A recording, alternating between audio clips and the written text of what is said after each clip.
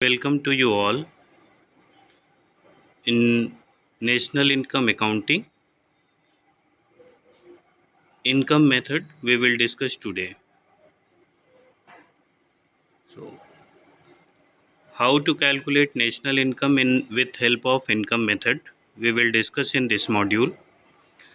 So, first we will understand what is domestic income and its components. Domestic income is the income earned by the normal residents of the income earned within the territory of the country during an accounting year is called domestic income. So how to calculate domestic income calculate करने के लिए सबसे पहले हम लोगों को compensation of employ calculate करना होता है. What is compensation of employ? It is the total amount received by employ from the employer. It includes wages in cash, wages in kind and employees contribution in social security scheme along with retirement pension. तो ये total amount होता है जो employer से receive करता है और employer से मिलने वाले पैसे में पहला आता है वेजेज इन कैश, जिसमें basic pay, dearness allowance, bonus, commission, house rent allowance, इन सारी चीज़ों को इंक्लूड किया जाता है. इसके साथ ही दूसरा होता है wages in kind. Wages in kind में उन सारे बेनिफिट्स को लिया जाता है जैसे रेंट फ्री एकोमोडेशन है, फ्री कन्वेंस है, मेडिकल फैसिलिटीज़ है, व्हीकल है, पर्सनल यूज़ के लिए अगर कंपनी ने ऑफ़र किया है या एम्प्लॉयर ने ऑफ़र किया है, तो ये सारी चीज़ें वो बेनिफिट्स इंक्लूड किए जाते हैं जो मनी के टर्म में नहीं होते, लेकिन एम्प्लॉयर वो फैसिलिटीज़ एम्प्लॉयज़ को प्रोवाइड करता है. तो उनकी वैल्यू को पेमेंट इन काइंड कहा जाता है. और साथ ही साथ employers contribution in social security scheme को लिया जाता है. सोशल सिक्योरिटी स्कीम जैसे कंट्रीब्यूशन प्रोविडेंट फंड में, ग्रेच्युटी में, रिटायरमेंट पेंशन में, या इस तरीके की अगर स्कीम्स हैं तो उसमें अगर एम्प्लॉयर का कोई कंट्रीब्यूशन है, एम्प्लॉयर की तरफ से जो कंट्रीब्यूशन किया जाता है वो इंक्लूड किया जाता है. One thing you should remember that employees contribution in social security scheme will not be included in national income.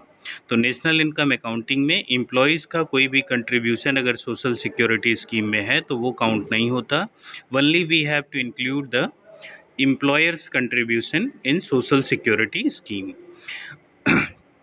कभी कभी रिटायरमेंट पेंशन को अलग से देता है और employers contribution in social security scheme को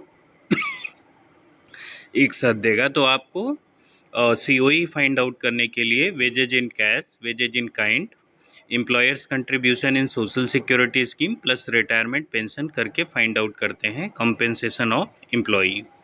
दूसरा कंपोनेंट होता है ऑपरेटिंग सरप्लस. ऑपरेटिंग सरप्लस को income from property and entrepreneurship भी कहा जाता है. Operating surplus rent, royalty, interest और प्रॉफिट का सम अप है. तो ऑपरेटिंग सरप्लस में हम रेंट, रॉयल्टी, इंटरेस्ट और प्रॉफिट को ऐड करते हैं. रेंट, रॉयल्टी और इंटरेस्ट ये इनकम फ्रॉम प्रॉपर्टी होते हैं, जबकि प्रॉफिट जो है इनकम फ्रॉम एंटरप्रेन्योरशिप होता है.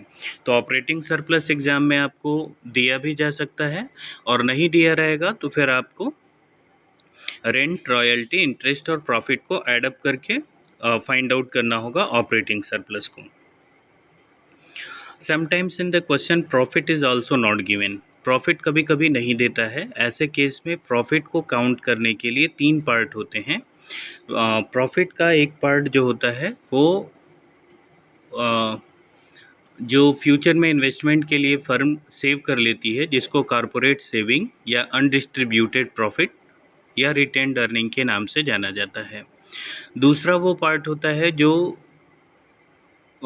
शेयर होल्डर्स में डिस्ट्रीब्यूट होता है, जिसको डिविडेंड कहा जाता है.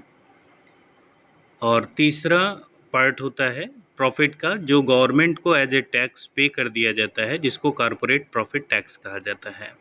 तो प्रॉफिट अगर क्वेश्चन में गिवन है तो कोई इश्यू नहीं है. अगर क्वेश्चन में नहीं दिया है तो आपको 3 इन्फॉर्मेशन दी जाती है. कॉरपोरेट सेविंग या कॉरपोरेट सेविंग को रिटेन्ड अर्निंग के नाम से या अनडिस्ट्रीब्यूटेड प्रॉफिट के नाम से दिया जा सकता है. और फिर दूसरी इन्फॉर्मेशन रहेगी आपकी कॉरपोरेशन टैक्स और तीसरी इन्फॉर्मेशन डिविडेंड होगी.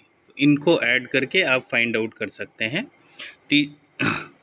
तीसरा कंपोनेंट डोमेस्टिक इनकम का होता है mixed income from self employed. कुछ ऐसे एंटरप्रेन्योर्स होते हैं जो सेल्फ एम्प्लॉयड होते हैं या इनकॉर्पोरेटेड इंटरप्राइजेज जैसे सोल प्रोप्राइटरशिप ऐसे वर्कर्स होते हैं।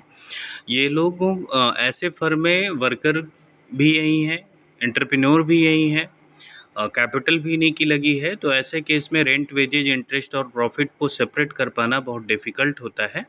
तो ऐसे लोगों की इनकम को मिक्स्ड इनकम कहा जाता है। तो सीओई, ओएस और mixed income from self employment को ऐड करके डोमेस्टिक इनकम कंप्लीट होती है। तो इनकम मेथड में पहले स्टेप में हम डोमेस्टिक इनकम कैलकुलेट करेंगे। Domestic income is also known as NDP at factor cost. इसके लिए सीओई, ओएस और mixed income from self employed को ऐड करना होगा। फिर दूसरे स्टेप में हम डोमेस्टिक इनकम को नेशनल इनकम में कन्वर्ट करते हैं। एनडीपीएफसी को NNP at factor cost. NNPFC के लिए फिर एनडीपीएफसी में net factor income from abroad को ऐड कर देंगे। तो ये नेट फैक्टर इनकम